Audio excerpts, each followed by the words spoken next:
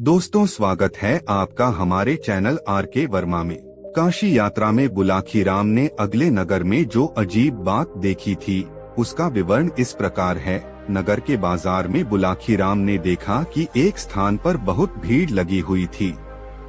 भीड़ के मध्य एक सुंदर स्त्री जो गरीबों से वस्त्र पहने थी, किसी माया नाम की स्त्री से यह कह रही थी कि जादूगरनी में तुझे आज नहीं छोड़ूंगी, तूने ही मेरे राजा को पत्थर का बनाया था। और जादूगरनी और वह स्त्री गायब हो गई, सारी भीड़ से इधर उधर हो गई। बुलाकी यह दृश्य देख हैरान हो गया और थोड़ी देर बाद कुछ राज सैनिक आए और बोले सब अपने अपने घर लौट जाएं क्योंकि रात होने वाली है। यह ऐलान सुन वो भी वहां से पटेल जी के पास सामान लेकर लौट गया।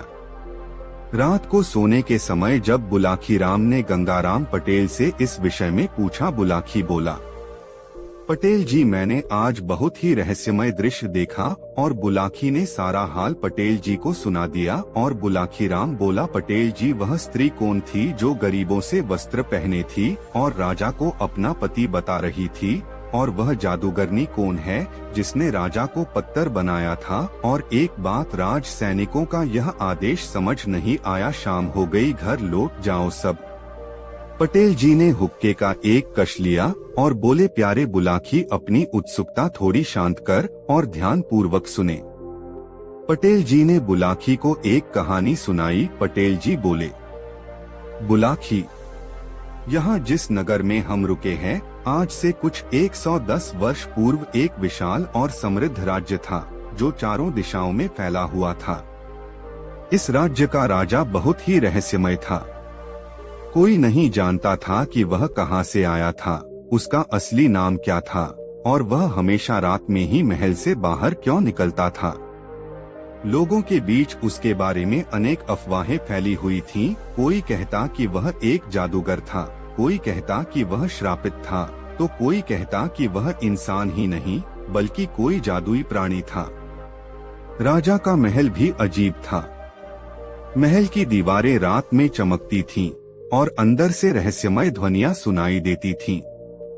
किसी ने कभी भी राजा को दिन में नहीं देखा था। महल के चारों ओर गहरे जंगल थे जिनमें जाने की हिम्मत किसी में नहीं थी। उसी राज्य के एक छोटे से गांव में एक गरीब लड़की रहती थी जिसका नाम सुंदरी था। वह अपनी बूढ़ी माँ के साथ एक झोपड़ी में रहती थी।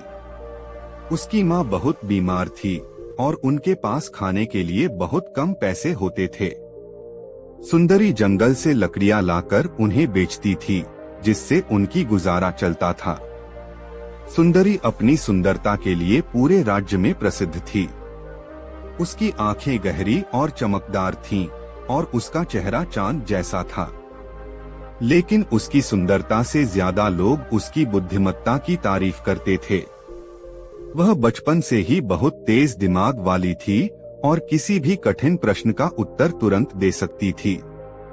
एक दिन पूरे राज्य में एक अजीब घोषणा की गई। राजा एक प्रतियोगिता का आयोजन कर रहे हैं। जो कोई भी उनके रहस्यमय प्रश्नों का सही उत्तर देगा उसे सबसे बड़ा इनाम मिलेगा, लेकिन जो गलत उत्तर देगा उसे महल में कैद कर लिया जाएगा। यह सुनते ही पूरे राज्य में हलचल मच गई। बहुत से बुद्धिमान लोग महल गए, लेकिन कोई भी राजा के प्रश्नों का सही उत्तर नहीं दे पाया। हर कोई राजा के रहस्य को सुलझाने में असफल रहा और वे सभी महल में कैद कर लिए गए। बुलाकी, सुंदरी की माँ की तबीयत और बिगड़ती जा रही थी और उनके पास इलाज के लिए पैसे नहीं थे। हिम्मत जुटाकर सुंदरी ने महल जाने का फैसला किया। सुंदरी जब महल पहुंची तो उसे एक अंधेरे कक्ष में ले जाया गया। वहां राजा अपनी स्वर्ण जड़ित कुर्सी पर बैठा था। उसके चेहरे पर एक अजीब सा तेज था, लेकिन उसकी आंखों में एक रहस्यमय उदासी भी थी। राजा ने पहला सवाल पूछा, अगर तुम्हें किसी ऐसी चीज को ढूंढना पड़े जो हमेशा हमारे साथ रहती है लेकिन हम उसे कभी देख नहीं सकते, तो वह क्या होगी? सुंदरी मुस्कुराई और बिना देर किए उत्तर दिया, यह हमारी परछाई और हमारी आत्मा है। परछाई दिन में दिखाई देती है आत्मा हमेशा रहती है, लेकिन किसी ने इसे देखा नहीं। राजा चौंक गया। उसने पहली बार किसी को सही जवाब देते देखा था। उसने सिर हिलाया और सुंदरी को अगले दौर के लिए महल में रोक लिया। अगली रात राजा ने दूसरा सवाल किया, ऐसी कौन सी चीज है जो जितनी बांटते जाओ उतनी बढ़ती जाती है? सुंदरी ने तुरंत उत्तर दिया, ज्ञान और प्रेम। इन दोनों को जितना बांटोगे उतना बढ़ेगा। राजा ने लंबी सांस ली। उसकी आंखों में आश्चर्य झलकने लगा था। उसने अपनी पूरी जिंदगी में इतना बुद्धिमान उत्तर कभी नहीं सुना था। तीसरी रात राजा ने कहा, अब मैं तुम्हें अपनी असली पहचान का रहस्य बताऊंगा। अगर तुम सही उत्तर दे पाई तो तुम मेरी रानी बनोगी, अगर नहीं तो तुम्हें हमेशा के लिए महल में कैद कर लिया जाएगा। सुंदरी थोड़ा घबराई, लेकिन हिम्मत नहीं हारी। राजा ने कहा, मैं कौन हूँ? मेरा सबसे बड़ा रहस्य क्या है? सुंदरी ने राजा की आंखों में देखा और धीरे धीरे बोली, आप एक साधारण मनुष्य नहीं हैं। आप एक जादुई श्राप से ग्रस्त हैं, जो केवल सच्चे प्रेम और समझदारी से टूट सकता है। राजा का चेहरा बदलने लगा, उसके शरीर से रोशनी निकलने लगी और देखते ही देखते वह एक अद्भुत प्रकाशमान योद्धा में बदल गया। राजा ने बताया कि वह एक जादुई योद्धा था, जिसे एक दुष्ट जादूगरनी ने श्राप देकर रात में राजा और दिन में पत्थर बना दिया था। इस श्राप को तोड़ने के लिए किसी बुद्धिमान और सच्चे हृदय वाले व्यक्ति को उसकी पहचान बतानी थी। सुंदरी की बुद्धिमत्ता और साहस ने राजा को मुक्त कर दिया। उसने सुंदरी से विवाह किया और उसे अपनी रानी बना लिया। राजा ने महल में कैद सभी लोगों को मुक्त कर दिया और सुंदरी की मां का इलाज करवाया। इस तरह एक गरीब लड़की जो अपने ज्ञान और हिम्मत से राजा के रहस्य को सुलझा सकी, वह एक दिन स्वयं रानी बन गई। बुलाखी। सुंदरी अब महल की रानी बन चुकी थी। राजा, जो अब श्राप से मुक्त हो चुका था, बहुत प्रसन्न था। राज्य में खुशियां मनाई जा रही थीं और महल में उत्सव का माहौल था। राजा और सुंदरी ने मिलकर राज्य का अच्छे से संचालन करना शुरू किया। लेकिन महल के भीतर कुछ रहस्यमय चीजें अब भी हो रही थीं। सुंदरी ने महसूस किया कि महल के कुछ हिस्सों में एक अजीब सी शक्ति थी, जैसे कोई अनदेखी ताकत वहां मौजूद हो। उसने यह बात राजा से पूछी, लेकिन राजा ने इसे टाल दिया और कहा, महल बहुत पुराना है, इसमें कुछ रहस्यमय बातें स्वाभाविक हैं। सुंदरी के मन में संदेह था। उसने ठान लिया कि वह इस रहस्य की तह तक जाएगी। एक रात सुंदरी महल में घूम रही थी, तभी उसने एक धीमी सी सरसराहट सुनी। आवाज किसी गुप्त सुरंग से आ रही थी। जब उसने दीवारों को ध्यान से देखा तो एक जगह हल्का कंपन महसूस हुआ। उसने अपनी अंगुलियां वहां रखी तो दीवार अपने आप सरकने लगी। उसके सामने एक गुप्त दरवाजा खुला। दरवाजे के पीछे अंधेरा था, लेकिन वह डरने वाली नहीं थी। उसने एक मशाल उठाई और सुरंग में अंदर चली गई। सुरंग लंबी और घुमावदार थी। वह धीरे धीरे आगे बढ़ रही थी कि अचानक उसे किसी के सांस लेने की आवाज सुनाई दी। उसने मशाल ऊपर उठाई और देखा। एक बड़ा पत्थर का सिंहासन रखा था, जिस पर एक बूढ़ा आदमी बैठा था। उसकी आंखें चमक रही थीं और उसके चारों ओर जादुई ऊर्जा का एक घेरा था। बूढ़े आदमी ने मुस्कुराते हुए कहा, तुम्हारा इंतजार था रानी सुंदरी। सुंदरी हैरान रह गई। तुम मुझे जानते हो? उसने पूछा। हाँ, और मैं तुम्हें यह बताने के लिए यहाँ हूँ कि राजा का श्राप पूरी तरह से नहीं टूटा है। सुंदरी चौंक गई। बूढ़े आदमी ने समझाया कि राजा के श्राप को पूरी तरह से खत्म करने के लिए एक तीसरा परीक्षण अब भी बाकी था। अगर यह परीक्षण पूरा नहीं हुआ तो राजा 1 वर्ष के भीतर फिर से पत्थर में बदल जाएगा। सुंदरी के रोंगटे खड़े हो गए। क्या परीक्षण है? उसने पूछा। बूढ़े आदमी ने कहा, तुम्हें 3 रत्नों को इकट्ठा करना होगा, ज्ञान का रत्न, साहस का रत्न और निष्ठा का रत्न। ये तीनों रत्न अलग अलग स्थानों पर छिपे हैं। जब तक ये रत्न एक साथ नहीं लाए जाएंगे, राजा का श्राप पूरी तरह से नहीं टूटेगा। सुंदरी ने तुरंत यह चुनौती स्वीकार कर ली। पहला रत्न ज्ञान का रत्न था, जो सिद्धि वन नामक एक रहस्यमय जंगल में छिपा था। सुंदरी ने अपनी घोड़ी चंद्रिका पर सफर शुरू किया और कई दिनों तक जंगलों, नदियों और पहाड़ों को पार किया। जब वह सिद्धि वन पहुंची तो उसे एक बूढ़ी साध्वी मिली। ज्ञान का रत्न चाहती हो? साध्वी ने पूछा। हाँ, मैं अपने राजा को बचाना चाहती हूँ, सुंदरी ने उत्तर दिया। साध्वी ने एक शर्त रखी। अगर तुम मेरी 3 पहेलियों का उत्तर दे पाई तो यह रत्न तुम्हारा होगा। पहली पहेली, जो जितना भरता है उतना ही खाली हो जाता है। वह क्या है? सुंदरी ने सोचा और जवाब दिया, समय। जितना बीतता है उतना ही खाली होता जाता है। साध्वी मुस्कुराई।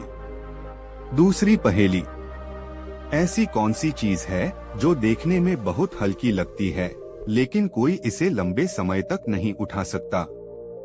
सुंदरी ने तुरंत उत्तर दिया, मन की चिंता। अब साध्वी प्रभावित हुई। तीसरी पहेली, वह क्या है जो बिना बोली के सब कुछ कह देता है? सुंदरी मुस्कुराई और कहा, आंखें। साध्वी ने ज्ञान का रत्न सुंदरी को दे दिया। अब सुंदरी को साहस का रत्न लेने के लिए एक भूतिया किले में जाना था। यह किला राज्य के सबसे डरावने हिस्से में स्थित था, जहां जाने की हिम्मत कोई नहीं करता था। सुंदरी रात के अंधेरे में किले में पहुंची। वहां की हवा ठंडी और रहस्यमयी थी।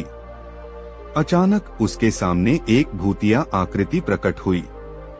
यहाँ से भाग जाओ, नहीं तो तुम्हें हमेशा के लिए इस किले में रहना पड़ेगा। लेकिन सुंदरी नहीं डरी। उसने अपनी तलवार निकाली और कहा, मैं अपने राजा के लिए किसी भी चुनौती का सामना करूंगी। अचानक वह भूतिया आकृति हंसने लगी और एक नीला रत्न सुंदरी की ओर बढ़ा दिया। तुमने साहस दिखाया, यह रत्न तुम्हारा है। सुंदरी ने दूसरा रत्न पा लिया। तीसरा रत्न महासागर के अंदर था। सुंदरी को समुद्र की गहराई में जाकर इसे निकालना था। वह एक नाव में बैठकर महासागर में गई और जादुई मोती की खोज करने लगी। अचानक समुद्र में एक विशाल नागराज प्रकट हुआ। यह रत्न कोई साधारण व्यक्ति नहीं ले सकता। केवल वही ले सकता है जो सच्चे प्रेम और निष्ठा से भरा हो। सुंदरी ने अपनी आंखें बंद की और राजा के लिए अपने प्रेम को महसूस किया।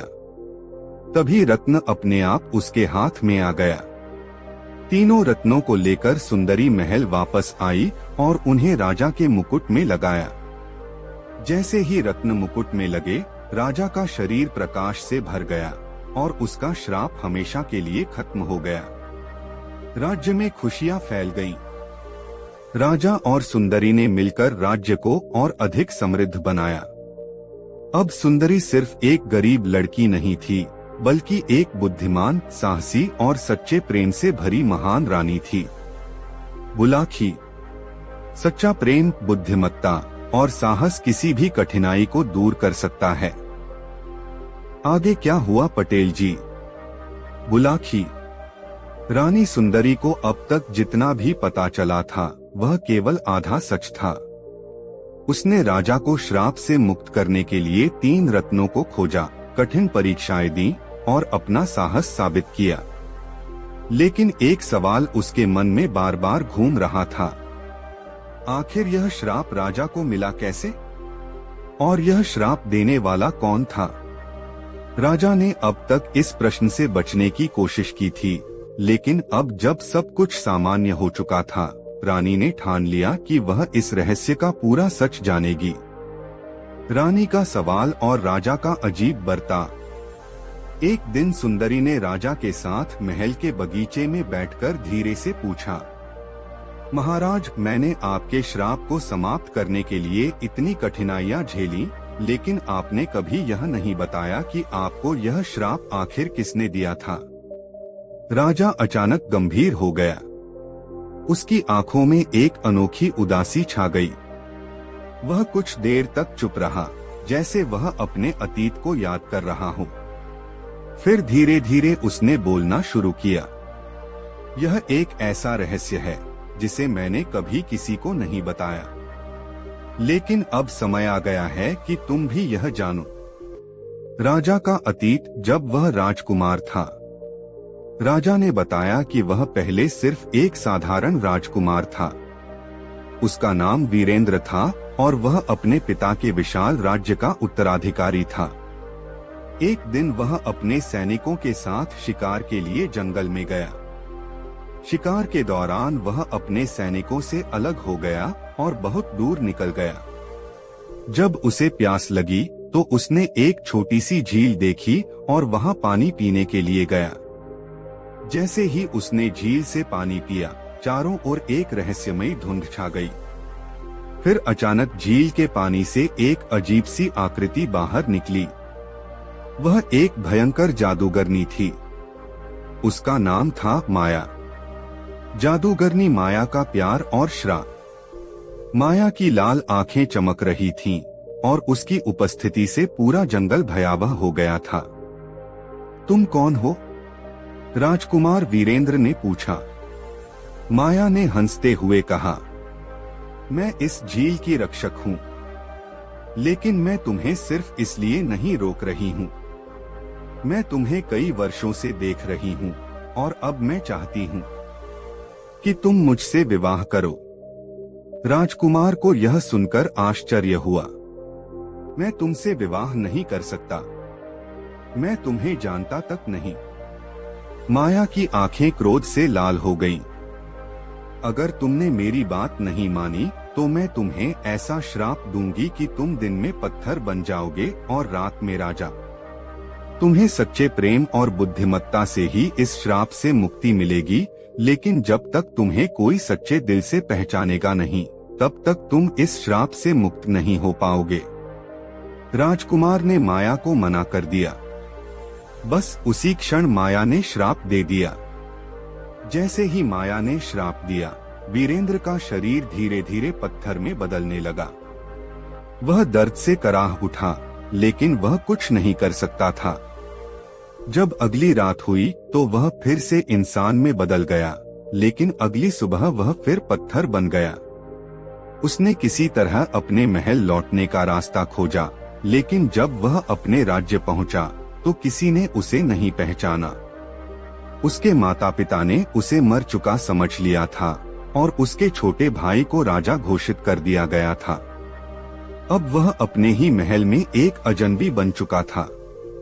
राजा ने अपनी बात आगे बढ़ाते हुए कहा, माया का श्राप केवल मुझे ही प्रभावित नहीं कर रहा था।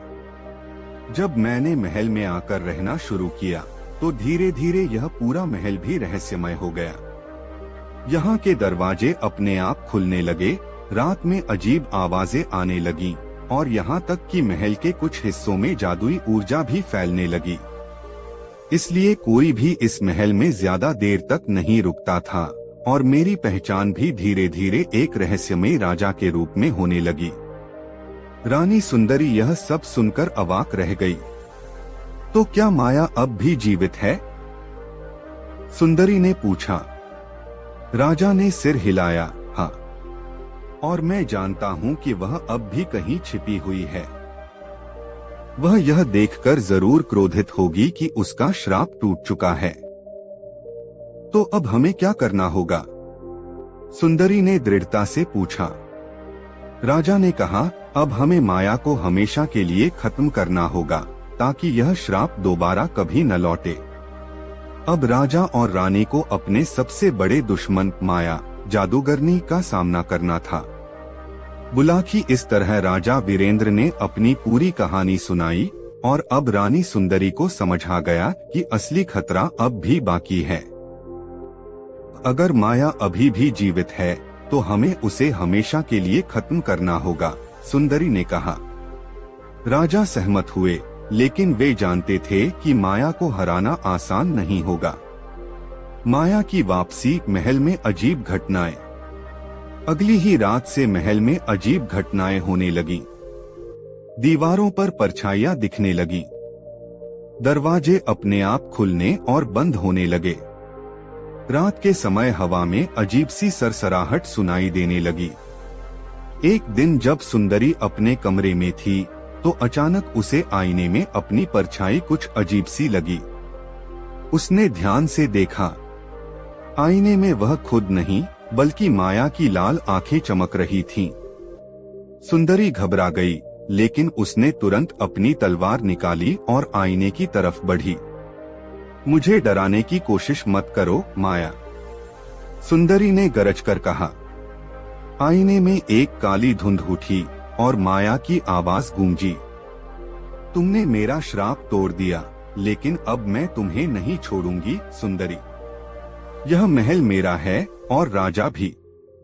माया की चुनौती।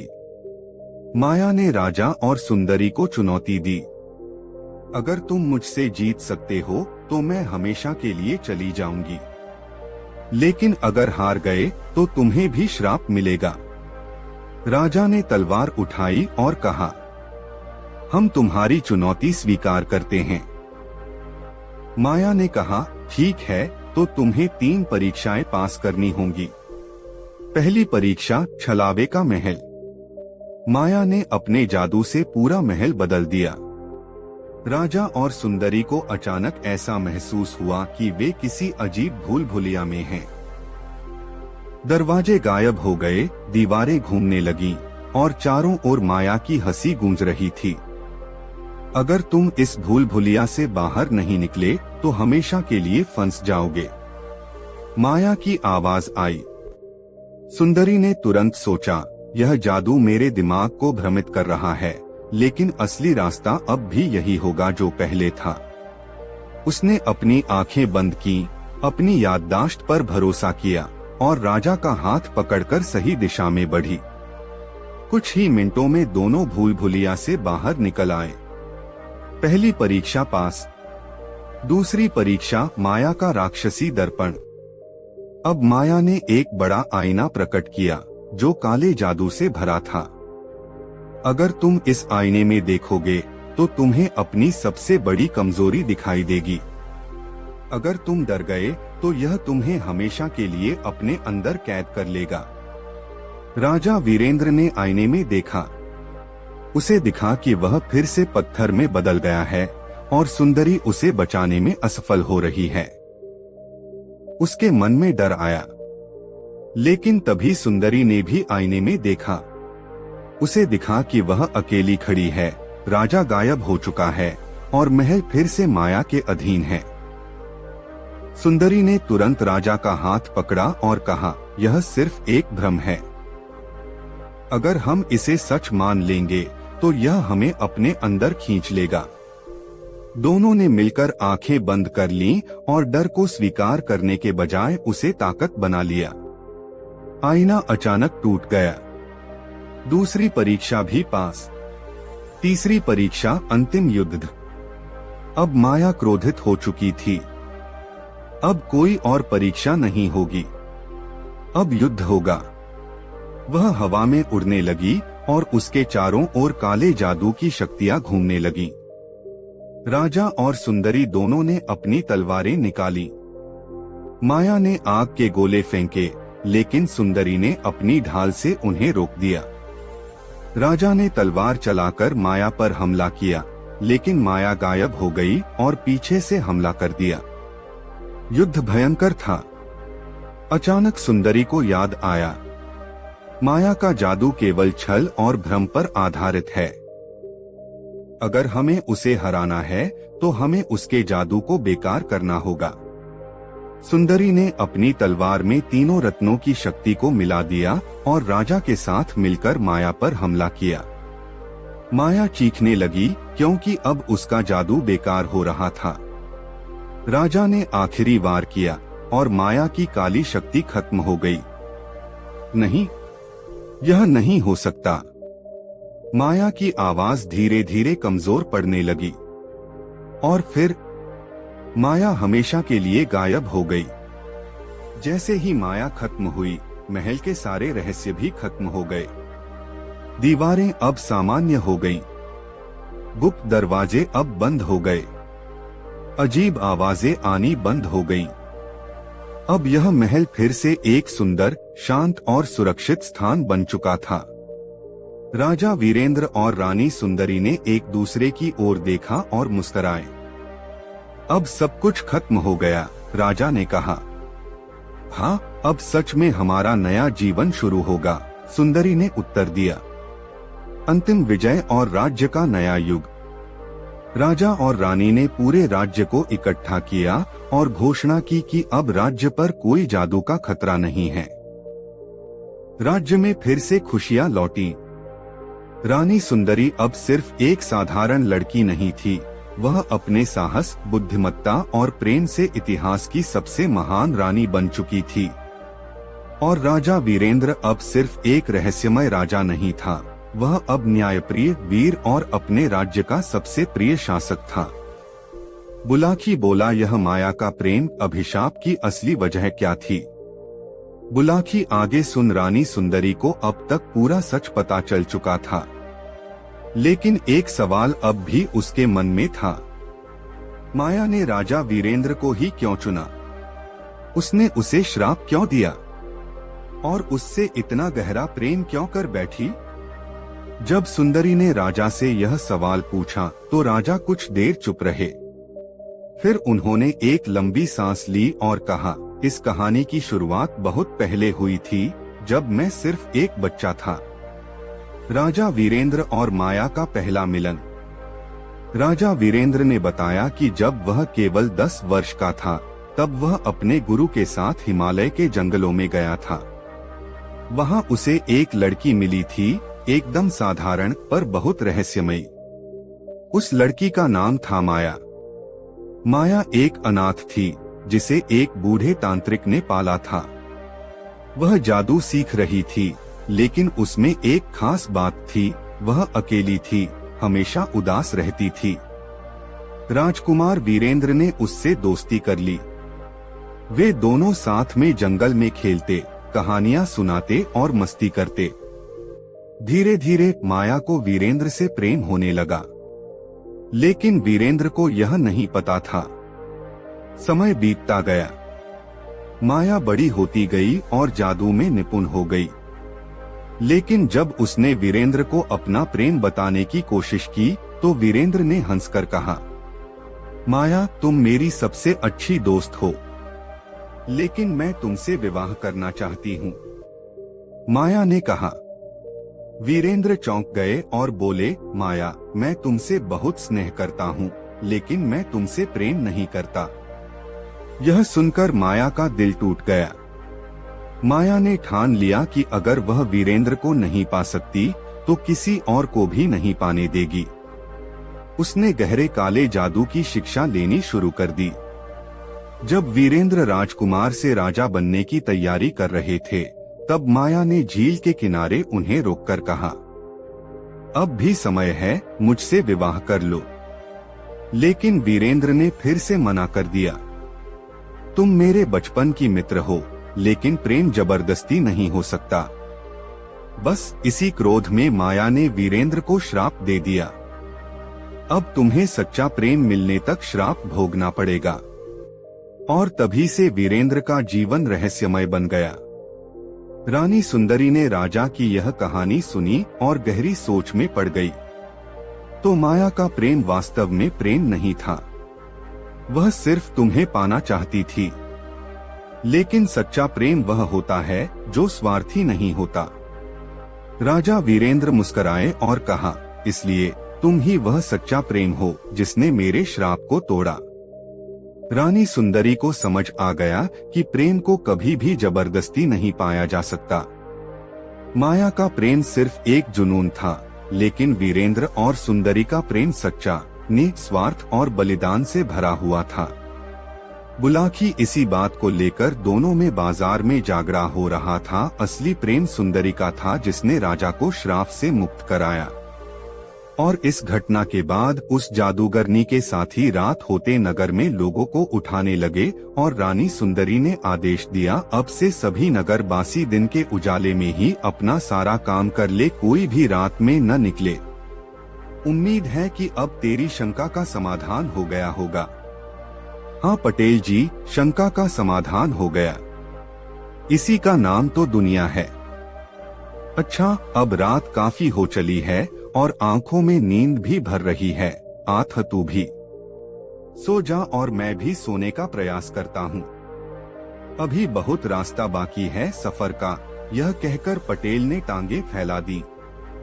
बुलाकी भी अपने शरीर पर चादर ओढ़कर करवट लेकर सो गया। दोस्तों, यह कहानी आपको पसंद आई हो तो अपने मित्रों के साथ जरूर शेयर करें। अगले दिन सुबह उठकर वे दोनों अपनी यात्रा पर निकल गए और दिन भर की यात्रा पूरी करके एक नए नगर में प्रवेश किया। गंगाराम पटेल ने बुलाकी नाई को कुछ पैसे देकर सामान लाने बाजार भेज दिया। बुलाकी सामान लेने जा रहा था, उसने देखा एक आदमी हक्का बक्का सा चिल्ला रहा, अरे मेरी मोहरे कहाँ गई? और फिर मर्तबान को उल्टा पलटा हाथ डालकर देखा, मगर कोई मोहर न निकली। वो लुटा पिटा सा स्तब्ध खड़ा रह गया। उसकी जिंदगी भर की कमाई थी, ऐसा कहने लगा। वह अपना सिरे पीट पीट कर रोने लगा।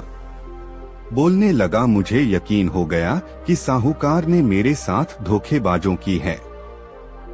और वो तुरंत साहूकार के पास जाकर उससे मर्तबान में रखी सोने की मोहरों के बारे में पूछा।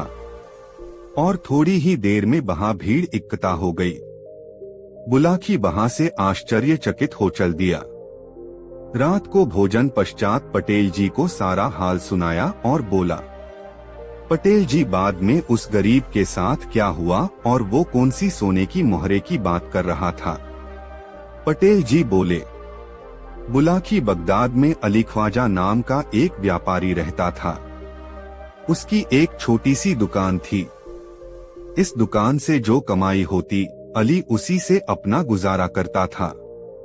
वह बड़ा धार्मिक प्रवृत्ति और संतोषी किस्म का व्यक्ति था। अली की एक इच्छा थी कि जीवन में एक बार वह हज यात्रा करे। एक रात अली ने सपना देखा। सपने में एक फकीर ने उससे कहा, अली तू बहुत धन कमा चुका, अब मक्का शरीफ जाकर हज कर आ। अली ने इसे अल्लाह का हुक्म समझा और दूसरे दिन ही हज यात्रा पर जाने का निर्णय कर अपनी दुकान का सारा माल बेच दिया। यात्रा आदि का खर्च निकाल लेने के बाद अली के पास सोने की 1000 मोहरें बची। हज यात्रा में इतनी मोहरें साथ ले जाना खतरे से खाली नहीं था। उसने सोचा कि क्या करूं, यदि इन मोहरों को घर में रखकर जाता हूं तो चोरी हो जाने का डर है। आखिरकार उसे एक उपाय सूझा। उसने सोने की सारी मोहरें पीतल के एक मर्तबान में भर दी। फिर उसके ऊपर अखरोट भरकर मर्तबान का ढक्कन अच्छी तरह बंद कर दिया। अली के घर के पास ही उसका एक मित्र रहता था जो साहूकारी का धंधा करता था। उसकी ईमानदारी के भी काफी चर्चे थे। अली ने अपना मर्तबान उसके पास ही रख जाना मुनासिब समझा। वह अखरोट का मर्तबान लेकर साहूकार मित्र के घर जा पहुंचा। उसने कहा, दोस्त मैं हज यात्रा पर मक्का शरीफ जा रहा हूं। वहां से लौटने में मुझे कुछ वक्त तो लगेगा ही। मेरे पास अखरोट से भरा एक मर्तबान है। इसे मैं तुम्हारे पास छोड़कर जा रहा हूं। इसे संभाल कर रखना। जब मैं वापस आऊंगा तब इसे ले जाऊंगा। अरे भाई अली, इसे अपना ही घर समझो और यह लो चाबी। साहूकार ने अली को अपने गोदाम की चाबी देते हुए कहा, तुम खुद ही गोदाम में जाकर अपने हाथों जहां चाहो वहां अपना मर्तबान रखाओ और निश्चिंत होकर हज यात्रा पर जाओ। अल्लाह ताला से हमारे लिए भी दुआ करना। यह सुनकर अली बेहद खुश हुआ। उसने साहूकार से चाबी ली और मर्तबान स्वयं अपने हाथों गोदाम में रखाया। फिर वह बाजार गया और एक ऊंट किराए पर लेकर हज करने निकल पड़ा। इस प्रकार अली को गए 7 वर्ष बीत गए। इस बीच वह मक्का, मदीना, मिस्र, दमिश्क, यरूशलेम आदि विभिन्न तीर्थों की यात्रा करता रहा और अब तो वह वापस अपने मुल्क की ओर आ रहा था। उधर एक दिन साहूकार को अचानक कुछ अखरोटों को जरूरत पड़ गई। रात का समय था। उस समय भला अखरोट कहाँ मिलते, मगर अचानक उसे अपने गोदाम में रखे अली के अखरोटों के मर्तबान की याद आई। उसने सोचा क्यों न उसी मर्तबान में से कुछ अखरोट ले लिए जाएं।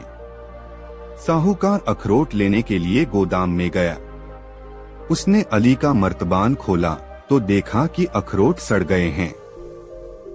इसलिए उसने मर्तबान उलट दिया। तब अखरोट के साथ साथ मर्तबान में रखी सोने की मोहरें भी निकलकर प्याले में गिर पड़ी। ये नजारा देखकर साहूकार की आंखें फट पड़ी। 166 1000 सोने की मोहरें एक बड़ी रकम थी। उन्हें देखकर साहूकार की नीयत बिगड़ गई। उसने सोचा अली को हज यात्रा पर गए 7 साल हो चुके हैं, मगर वह अब तक लौटकर नहीं आया। हो सकता है वह मर ही गया हो। मगर यदि जिंदा भी हुआ तो भी क्या हुआ, वह मेरे पास अखरोटों से भरा मर्तबान रख गया था और वापस आने पर मैं उसे अखरोट से भरा मर्तबान वापस कर दूंगा। और फिर उसने स्वयं ही तो कहा था कि मैं अखरोटों का मर्तबान रखकर जा रहा हूँ। हो सकता है स्वयं उसे भी इन मोहरों का पता न हो भी तो मैं क्या करूं, अब तो यह मोहरें मैं उसे लौटाने वाला नहीं। यही सोचकर साहूकार ने अपने घर में एक गड्ढा खोदा और सारी मोहरें उसमें गाड़ दो। तत्पश्चात उसने बाजार से नए अखरोट लाकर मर्तबान में पुराने अखरोट के ऊपर भर दिए तथा पहले की तरह ही मर्तबान का ढक्कन बंद करके उसे गोदाम में उसी जगह रख दिया जहां अली अपने हाथों से मर्तबान रख गया था। इस घटना को बीते अभी 1 हफ्ता भी नहीं गुजरा था कि अली हज यात्रा पूरी कर वापस अपने शहर आ पहुंचा। आते ही सबसे पहले उसने अपने घर व दुकान की साफ सफाई की। इसके बाद वह साहूकार से मिलने उसके घर गया। उसे देखते ही साहूकार का माथा ठनक गया। उसके वापस आने की उसे जरा भी खुशी नहीं हुई थी, मगर ऊपरी तौर पर उसने बड़ी गर्मजोशी से उसका स्वागत किया और हालचाल पूछा। अली ने उसे यात्रा के सुखद क्षणों के अपने अनुभव सुनाए। तत्पश्चात मौका पाकर उसने साहूकार से कहा, भाई अब मैं तो अपना वह मर्तबान, हाँ क्यों नहीं, यह लो चाबी, अपना मर्तबान तुम जहाँ रख गए थे आज भी वहीं रखा है। मैंने तो उसे छुआ तक नहीं है। अपनी अमानत ले जाओ भाई। कहते हुए उसने जेब से चाबी निकालकर अली की ओर बढ़ा दी। अली अपने मित्र की यह भलमनसाहत देखकर बहुत खुश हुआ। अली साहूकार के गोदाम से अपना मर्तबान लेकर घर लौट आया। घर आकर उसने जल्दी जल्दी मर्तबान का ढक्कन खोला और सारे अखरोट एक बर्तन में उंडेल दिए।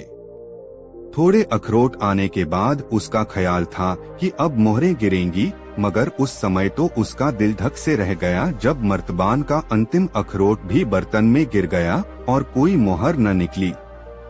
अली हक्का बक्का रह गया, अरे मेरी मोहरें कहाँ गई? फिर मर्तबान को उल्टा पलटा हाथ डालकर देखा, मगर कोई मोहर न निकली। अली लुटापिटा सा स्तब्ध खड़ा रह गया। उसकी जिंदगी भर की कमाई जाती रही। वह अपना सिरे पीट पीट कर रोने लगा। उसे यकीन हो गया कि साहूकार ने उसके साथ धोखेबाजों की है। इसलिए अली ने तुरंत साहूकार के पास जाकर उससे मर्तबान में रखी सोने की मोहरों के बारे में पूछा। अली को अपने घर आया देखते ही साहूकार सारा माजरा भांप गया। लेकिन उसे मालूम था कि ऐसा ही होगा। आथ वह पहले से ही तैयार बैठा था और उसने पूरी भूमिका बना ली थी कि अब अली के साथ कैसा बर्ताव करना है। आथ उसके मुंह से सोने की मोहरों की बात सुनकर साहूकार उस पर बरस पड़ा। उसने क्रोध से भरकर कहा, तुम्हें शर्म आनी चाहिए कि मैंने 7 साल तक तुम्हारा मर्तबान संभाल कर रखा और तुम मुझ पर बेईमानी का आरोप लगा रहे हो। तुम मेरे पास अखरोट का मर्तबान रख कर गए थे, अब कह रहे हो कि उसमें सोने की मोहरें थीं। एकाएक अखरोट सोने की मोहरें कैसे बन गए? मैंने तो तुम्हारे साथ एहसान किया, पर तुम मुझे चोर ठहरा रहे हो। हज करके यही सीखा है तुमने? तीर्थ यात्रा कराए मगर मन पाक न हुआ। मन में अभी भी बेईमानी भरी हुई है। तुम इसी समय मेरे घर से निकल जाओ। मैं तुम्हारी सूरत भी नहीं देखना चाहता। अली समझ गया कि उसका दोस्त बेईमानी पर उतर आया है। उसने सोचा कि इससे तू मैं करने से कोई लाभ नहीं होगा, बल्कि अपनी ही हंसी उड़ेगी। आथ न्याय पाने के लिए उसने बादशाह के दरबार में फरियाद की। बादशाह ने अली की बातें ध्यानपूर्वक सुनी। फिर उसने साहूकार और अखरोट के एक व्यापारी को दरबार में बुलवाया। अली से अखरोट वाला मर्तबान भी उसने वहीं मंगवा लिया। साहूकार, अखरोट का व्यापारी और अली तीनों बादशाह के दरबार में हाजिर हुए। बादशाह ने अली से पूछा, साहूकार के यहाँ रखे मर्तबान में तुमने क्या रखा था? अली ने कहा, जहां पनाह, मेरे मर्तबान के निचले हिस्से में 1000 सोने की मोहरें थीं और उसके ऊपर वाले भाग में अखरोट थे। अली की बातें सुनने के बाद बादशाह ने साहूकार से पूछा, बोलो इस बारे में तुम्हें क्या कहना है? जहां पनाह, साहूकार ने कहा, अली ने खुद अपने हाथों से मेरे गोदाम में अपना मर्तबान रखा था और वापस लौटने पर वह खुद ही इसे ले गया था। मैंने तो अली के मर्तबान को कभी छुआ तक नहीं। उसमें सोने की मोहरें थीं या नहीं, इस बारे में मुझे कुछ भी नहीं मालूम। इसने भी जाते समय यही कहा था कि इसमें अखरोट भरे हैं और लौटने पर यह अपना मर्तबान ले लेगा। इसके बाद बादशाह ने अखरोट के व्यापारी से पूछा, व्यापारी, देखकर बताओ कि मर्तबान में भरे हुए सारे अखरोट क्या एक जैसे ही हैं? व्यापारी ने अखरोटों की जांच की तो उसने देखा कि मर्तबान में 2 किस्म के अखरोट हैं। उसने उनको 2 हिस्सों में अलग अलग कर दिया। उनमें एक हिस्सा सड़े अखरोटों का था और दूसरा हिस्सा साफ सुथरे अखरोटों का। व्यापारी ने एक हिस्से की ओर इशारा करते हुए कहा, जहां पनाह, ये अखरोट कम से कम 6-7 साल पुराने हैं और सड़ चुके हैं और ये नई फसल के हैं। बादशाह ने साहूकार से पूछा, अली को तुम्हारे यहाँ अखरोट का मर्तबान रखे कितने साल हो गए? साहूकार ने कहा, 7 साल जहां पनाह। तुम्हारा कहना है कि तुमने इस मर्तबान को खोला नहीं है। अगर तुमने इसे नहीं खोला तो किसने खोला है? बिना खोले इसमें नए अखरोट कहां से आ गए? तुम्हारे पास कोई सिर्फ अखरोट से भरा मर्तबान क्यों रखेगा भला? तुम झूठे और बेईमान हो। साहूकार की बोलती बंद हो गई। उसने अपना अपराध कबूल कर लिया। बादशाह ने अली को साहूकार से 1000 सोने की मोहरें वापस दिलवा दी। तत्पश्चात बादशाह ने साहूकार की सारी संपत्ति जब्त करके उसे देश निकाला दे दिया। कहानी का समापन करते हुए गंगाराम पटेल ने बुलाखी नाई से कहा, बुलाखी राम, आज तू जिस दृश्य को देखकर आया था वह दृश्य उसी समय का था। अब बता, तेरी जिज्ञासा शांत हुई या नहीं? हो गई पटेल जी, बुलाखी बोला, आप तो जैसे अंतर्यामी हैं। सारी कहानी का खाका मेरी आंखों के सामने ऐसे नाच उठा जैसे यह घटना मेरे सामने ही घटित हुई हो। बस तो फिर अब सो जा। यह कहकर गंगाराम ने आंखें मूंद लीं। कुछ ही देर में बुलाखी राम नाई के भी खर्राटे वहां गूंजने लगे। दोस्तों, कहानी कैसी लगी कमेंट में जरूर बताएं और वीडियो को एक लाइक जरूर करें। दोस्तों, काशी यात्रा में गंगाराम पटेल और बुलाखीराम नाई ने दिन भर की यात्रा समाप्त कर एक नए नगर में प्रवेश किया। वहां उन्होंने ठहरने के लिए एक उचित स्थान की खोज की और वहीं रैन बसेरा करने का निश्चय कर लिया। और पटेल ने बुलाखी को पैसे देकर शहर में भोजन का सामान लेने भेज दिया और स्वयं अपनी दिनचर्या को निपटाने में व्यस्त हो गए। बुलाखी इस बार भी लौटा और एक नई खबर उसके पास तैयार थी। पटेल जी ने पूछा, क्या बात है भाई बुलाखी, तू आज फिर किसी चिंता में पड़ गया ऐसा लगता है। उसने सोचा इस खबर को पटेल को अभी सुनाऊंगा तो पटेल जी यह कहकर टाल देंगे कि रात्रि होने दे, भोजन करने के पश्चात बिस्तर पर लेटते समय तुझे तेरी बात का उत्तर दे दूंगा। इसलिए उसने वह बात उस समय पटेल को नहीं बताई। वह बात को पेट में डाले रहा। जब वे दोनों भोजन करके निवृत्त हो गए तब बुलाखी ने बात छेड़ी, पटेल जी, आज भी इस शहर में मैं एक नई घटना देख आया हूँ। ठीक है, उस घटना का वर्णन कर, फिर उसे सुनकर मैं तेरी बात का उत्तर दूंगा, पटेल ने कहा। पटेल जी, आज जब मैं बाजार से यहाँ आ रहा था तब मैंने एक घर में देखने ही देखते उस घर में कोहराम मच गया। उस घर के पड़ोसियों ने उस घर की सेठानी को सांत्वना देने की बहुत कोशिश की, पर उसका मन शांत होने का नाम नहीं ले रहा था। उसका रुदन बढ़ता ही गया। रुदन विलाप करते उसकी हालत पागलों जैसी हो गई थी। तभी उसकी नजर रोते हुए काफूर पर पड़ी तो अनायास ही उसके मुंह से निकल गया, काफूर, खड़ा खड़ा क्या देख रहा है? जब मालिक ही नहीं रहे तो यह वैभव अब किस काम का? इस सब को तू मिट्टी में मिला दे। पटेल जी में ये सुनकर हैरान हो गया कि वहाँ क्या हो रहा था और वो आदमी कौन था जो कह रहा था सब खत्म कर दे, और बाद में क्या हुआ इस रहस्य से पर्दा उठाइए। बुलाखी की यह सारी बात सुन पटेल जी बोले, बुलाखी, यहाँ से कुछ दूर एक नगर है, वहाँ 100 साल पहले एक बहुत बड़ा व्यापारी था जिसके पास काफूर नाम का एक गुलाम था। व्यसरी था, उसे अपने सिद्धांतों पर चलना सबसे प्रिय था। उसकी देखा देखी काफूर ने भी अपना एक सिद्धांत बना लिया।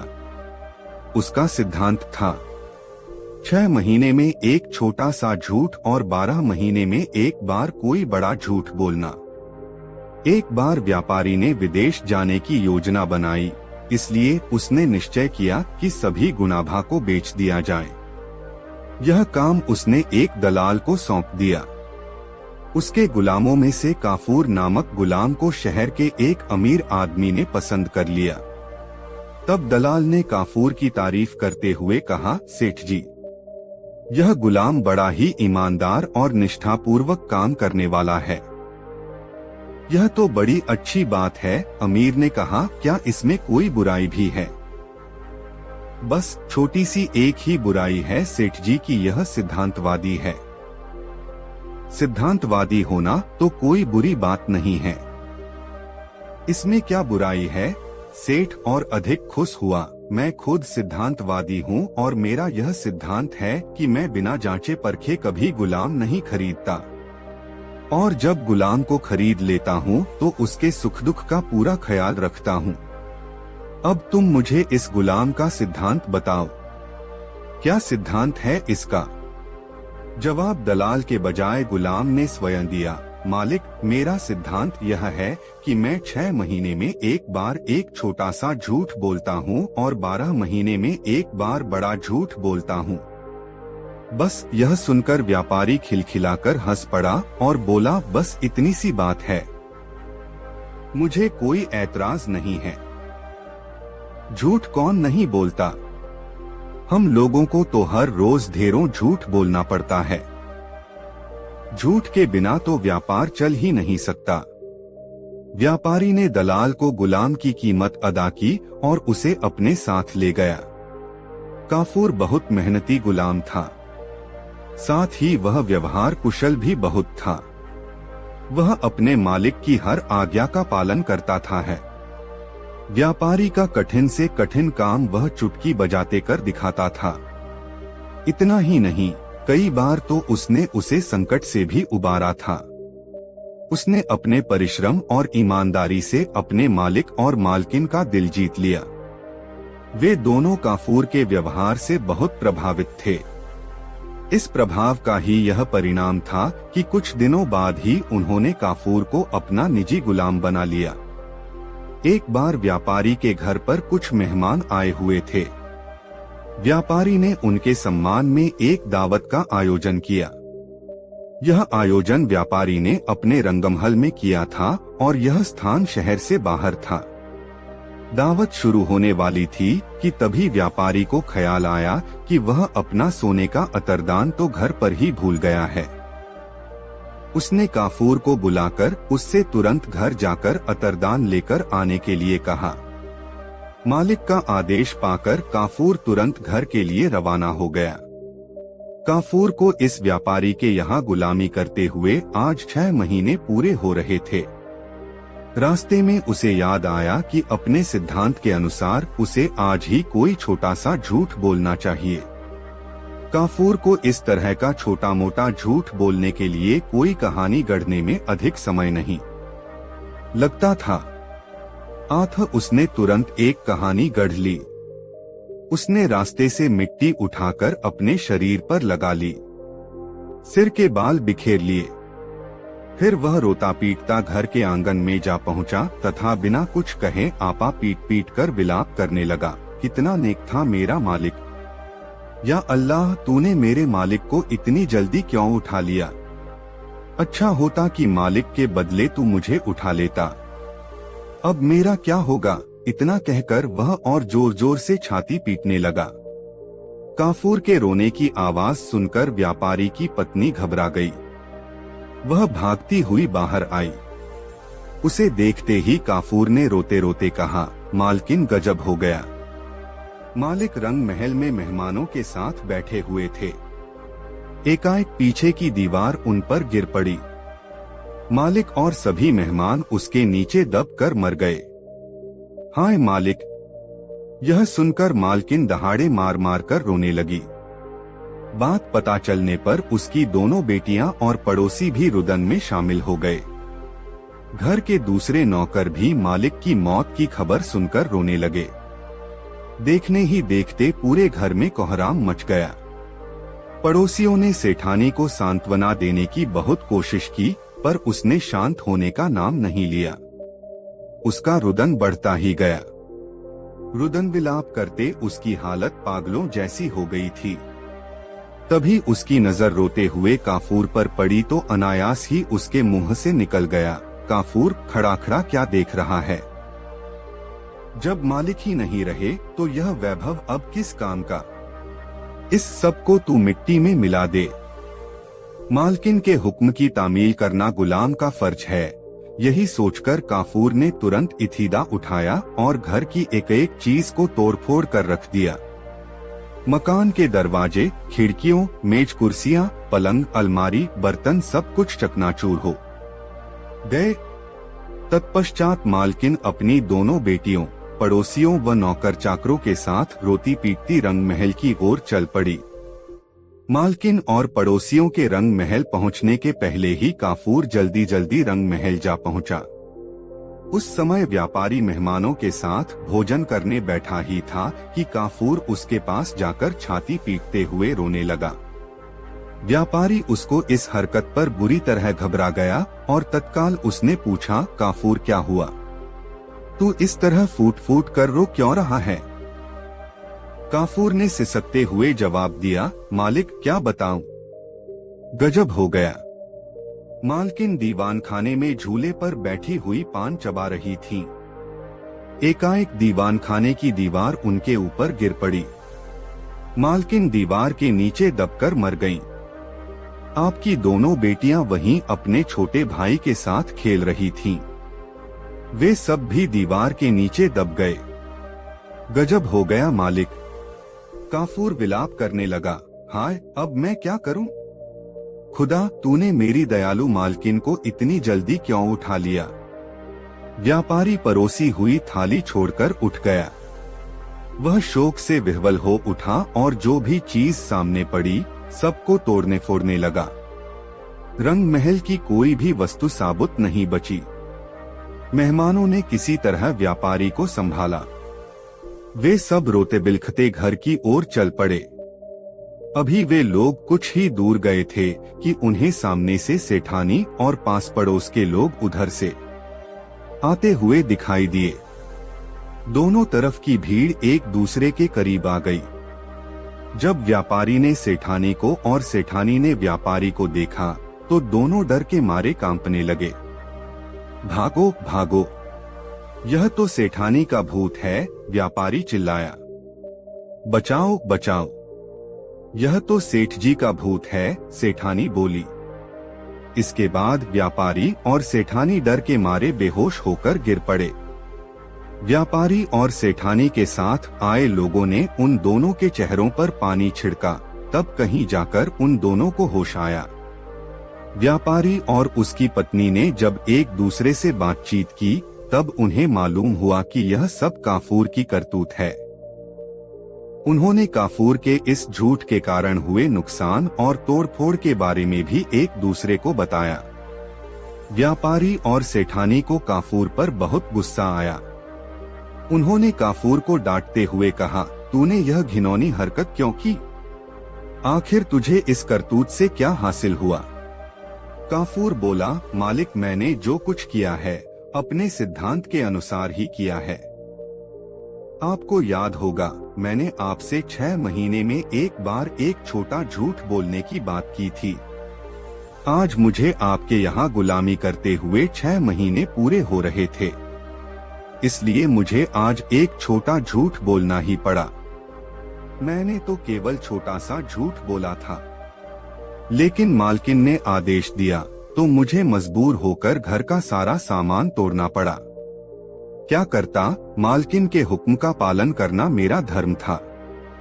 व्यापारी गुस्से से बोला, नालायक, तोड़फोड़ करने से पहले तूने नुकसान के बारे में तो विचार कर लिया होता। तूने हमारा लाखों रुपए का नुकसान कर डाला और ऊपर से जबान लड़ा रहा है। मालिक, आपका भी तो सिद्धांत है, जीते जागते इंसानों को गुलाम बनाकर रखना। आप एक निर्दोष एवं वफादार आदमी को जानवर की तरह जंजीरों में बांध कर रखते हैं, उसे जानवरों की तरह खरीदते और बेचते हैं। आप उस पर कोड़े बरसा सकते हैं। इतना ही नहीं, आप गुलामों की हत्या भी कर सकते हैं।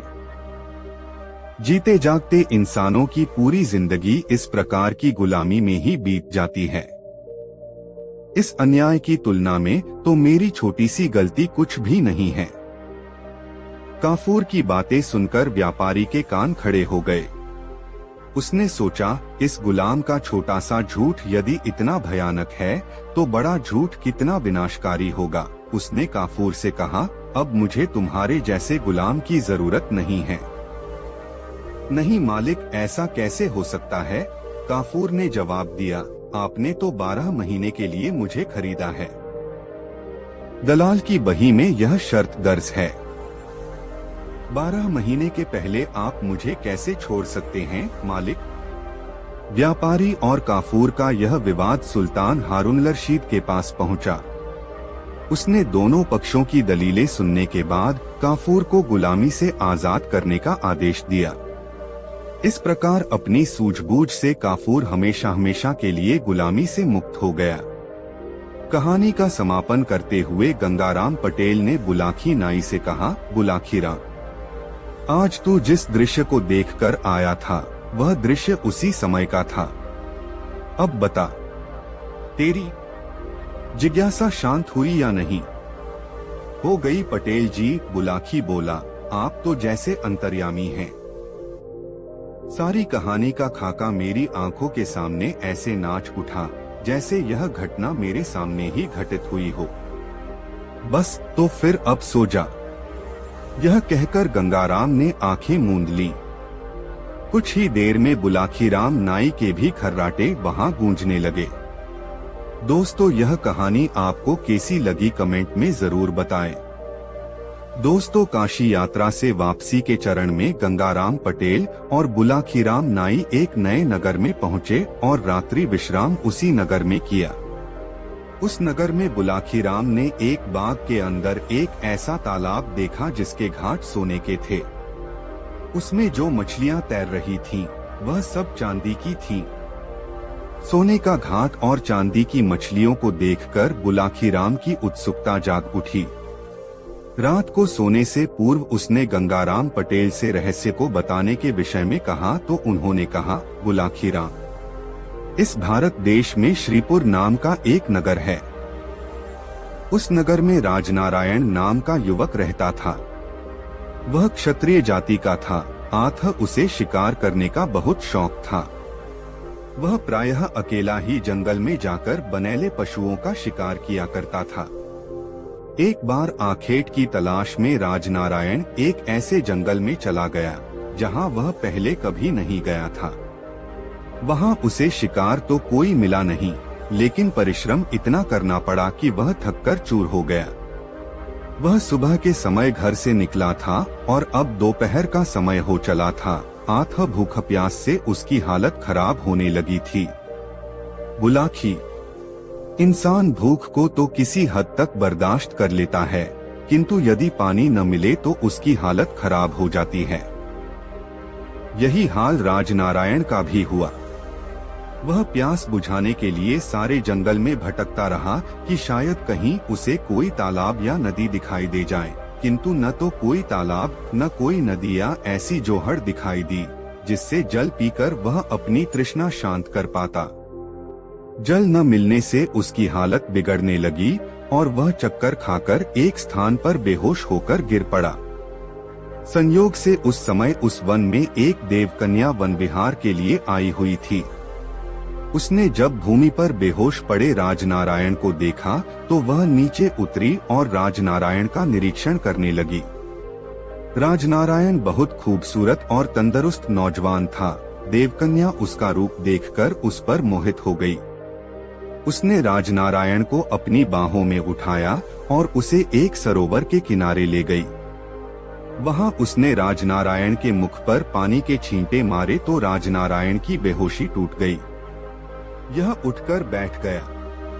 उसकी नजर जब देवकन्या पर पड़ी तो पहली ही नजर में वह भी उसके रूप पर मोहित हो गया। उसने देवकन्या से पूछा, हे सुंदरी, तुम कौन हो जिसने इस निर्जन वन में मेरी रक्षा की है? देवकन्या बोली, मैं एक देवकन्या हूँ। मैं वन विहार के लिए घर से निकली थी। जंगल में तुम मुझे बेहोश पड़े दिखाई दिए तो मैं तुम्हें इस सरोवर पर ले आई। पहले जी भरकर अपनी प्यास बुझा लो, बाकी बातें बाद में होंगी।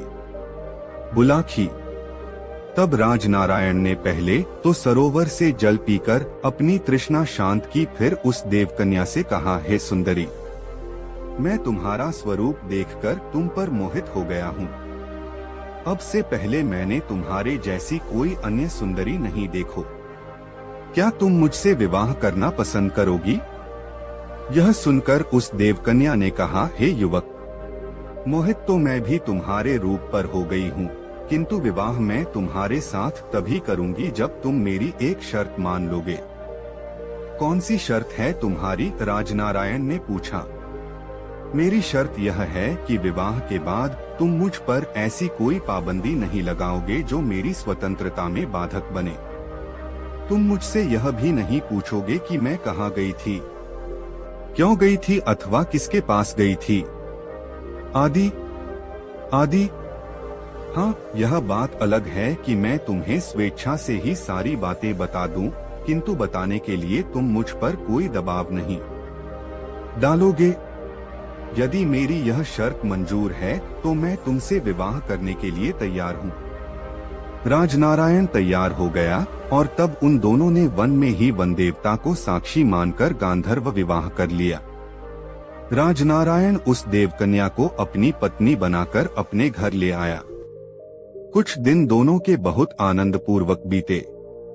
फिर एक दिन राजनारायण ने अपनी पत्नी से कहा, हे प्रिय, अब मैं काम की तलाश में यहाँ के राजा के पास जाना चाहता हूँ, ताकि हमारे खाने पीने का खर्चा चलता रहे। ठीक है प्रिय, उसकी पत्नी ने कहा। गृहस्थ आश्रम में प्रवेश किया है तो गृहस्थ धर्म का भी परिपालन करना होगा, लेकिन जाने से पहले यह ताबीज अपने पास रख लो। ध्यान रखना कि यह तुमसे कभी गुम न हो। यह एक मंत्रपूरित ताबीज है। जब तक यह तुम्हारे पास मौजूद रहेगा, तुम्हारा कोई भी शत्रु तुम पर विजय प्राप्त नहीं कर सकेगा। यह कहकर उसने वह ताबीज अपने पति को दे दिया। ताबीज लेकर राजनारायण घर से निकल पड़ा। बुलाकी राम। राजनारायण एक खूबसूरत और तंदुरुस्त नौजवान तो था ही, नौकरी मांगने के लिए जब वह राजा के पास पहुंचा तो राजा ने तुरंत ही उसे नौकरी दे दी और उसे अपना अंगरक्षक नियुक्त कर लिया। इस प्रकार इन दोनों के दिन आनंद पूर्वक व्यतीत होने लगे। एक बार वहां का राजा आखेट के लिए जंगल में गया। राजनारायण तो उसका अंगरक्षक था ही, अतः राजनारायण को भी उसके साथ शिकार पर जाना पड़ा। शिकार के दौरान एक सिंह ने उसके बाएं हाथ पर अपने पंजे का ऐसा झपट्टा मारा कि राजनारायण की एक उंगली क्षतिग्रस्त हो गई। उसमें से खून बहने लगा।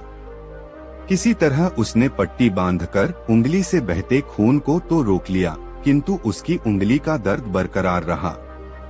घर लौटकर उसने अपनी पत्नी को भी यह बात न बताई और भोजनादि से फारिग होकर बिस्तर पर लेट गया। आधी रात का समय हुआ तो एकाएक उसकी उंगली में फिर तेज दर्द उठना शुरू हो गया। दर्द के कारण उसकी आंखों से नींद गायब हो गई। तभी उसने जो दृश्य देखा उसने उसके दर्द के एहसास को भी भुला दिया। उसने देखा दूसरे बिस्तर पर सोई हुई पत्नी एकाएक उठी। उसने एक उचटती सी निगाह अपने पति के बिस्तर पर डाली, फिर यह देखकर कि उसका पति गहरी नींद में सोया पड़ा है, संतोष की सांस लेती हुई मकान के एक दूसरे कक्ष में दाखिल हो गई। राजनारायण दम साधे सोने का नाटक किए यूं ही बिस्तर पर पड़ा रहा। कुछ देर बाद जब उसकी पत्नी सोलह सिंगार करके घर से बाहर निकली तो राजनारायण दबे पांव उसके पीछे लग लिया। उसकी पत्नी एक सरोवर के पास पहुंची। वहां एक काले रंग का पहाड़ जैसा मजबूत व्यक्ति पहले से ही मौजूद था। जैसे राजनारायण की पत्नी वहां पहुंची, उसने लपककर उसे अपनी बाहों में भर लिया और उस पर चुंबनों की बौछार कर दी। अपनी पत्नी को किसी पर पुरुष की बाहों में झूलते देख राजनारायण गुस्से से आग बबूला हो उठा। वह भूल गया अपने विवाह पूर्व अपनी पत्नी को दिया हुआ वचन। उसने आव देखा न ताव तलवार निकाली और एक ही वार में उस काले रंग के व्यक्ति का सिर काट डाला। अगले वार में उसने अपनी पत्नी का शीश भी काटकर तालाब के जल में फेंक दिया। जैसे ही उसकी पत्नी का कटा सिर उस तालाब के जल में गिरा, एकाएक तालाब के जल में जैसे भूचाल सा आ गया। जल में ऊंची ऊंची तरंगे उठने लगी। तालाब का पानी ऐसे खौलने लगा जैसे उसे नीचे से भट्ठी पर खौलाया जा रहा हो। पानी के सभी जलचर मरमर कर ऊपर तैरने लगे। जब जल शांत हुआ तो एक दूसरा चमत्कार हुआ। राजनारायण ने देखा कि तालाब के सभी घाट सुनहरे हो गए थे। ऐसा लगता था कि जैसे घाटों की सारी सीढ़ियां सोने की हो गई हों। जल के शांत जल में मछलियां तैर रही थीं और वे सारी मछलियां ऐसा लगता था जैसे चांदी की बनी हुई हों। बुलाकी। उस चमत्कार को देखकर राजनारायण का हौसला जवाब दे गया। वह बुरी तरह घबराकर वहां से भाग खड़ा हुआ। राजनारायण किसी अनिष्ट की आशंका से इतना भयभीत हो गया कि उसने वह नगर ही छोड़ दिया और किसी दूसरे प्रदेश में चला गया। सोहे बुलाकी राम। उसी दिन से बाग में स्थित उस सरोवर के घाट सोने के और उसमें तैरती मछलियां चांदी के रंग की बन गई हैं। आज शाम तुम जिस सरोवर को देखकर आए थे वह वही सरोवर था। अब बताओ, तुम्हारी शंका का निवारण हो गया तो ठीक है, मैं सोने का उपक्रम करूं। पूछने को कुछ बाकी बचा ही नहीं था। आठ बुलाकी राम ने कहा, सो जाओ पटेल जी। मेरी शंका का निवारण हो गया है। तदोपरांत दोनों ही सो गए। दोस्तों, यह कहानी आपको कैसी लगी कमेंट में जरूर बताएं। ऐसी और नई मजेदार कहानी सुनने के लिए हमारे चैनल RK वर्मा को सब्सक्राइब जरूर कर लें और यह वीडियो अपने मित्रों को जरूर शेयर करें। वीडियो देखने के लिए आपका बहुत बहुत धन्यवाद। मिलते हैं किसी अगले वीडियो में, तब तक के लिए जय श्री राधे राधे। धन्यवाद।